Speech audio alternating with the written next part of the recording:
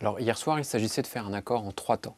Le premier temps était de reconnaître et d'augmenter en fait le taux de défaut sur la dette grecque. Ensuite, sachant que la Grèce allait faire défaut et que sachant que ce défaut allait entraîner des pertes plus importantes, notamment pour les investisseurs privés et les banques privées, la deuxième étape était de prévoir un plan de recapitalisation des banques, de façon à les aider à prendre en charge ces pertes. Ensuite, le dernier étage de la fusée, c'était d'éviter la contagion, c'est-à-dire d'éviter que la situation grecque ne se propage de façon importante aux autres pays. Et donc, pour faire ça, ils ont augmenté en fait, la taille du FESF, c'est-à-dire la capacité d'intervention du Fonds de stabilité financière européen.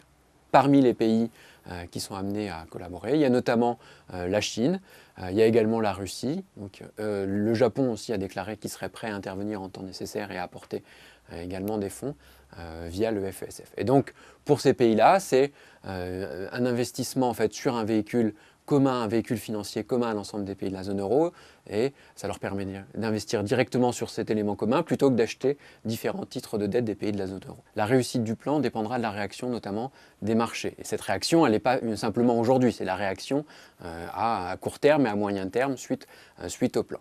Alors pourquoi est-ce que ça dépendra de la réaction des marchés? Parce que ça dépendra de l'évolution des taux d'intérêt que doivent payer les pays qui sont actuellement en crise et qui ont une dette élevée. Si les marchés acceptent le plan et si la situation macroéconomique s'améliore, finalement 1000 milliards suffiront à éviter la contagion et suffiront à contenir la crise. Mais rien n'est moins sûr et peut-être qu'il faudra se revoir dans quelques mois si les mauvaises nouvelles s'accumulent d'ici là.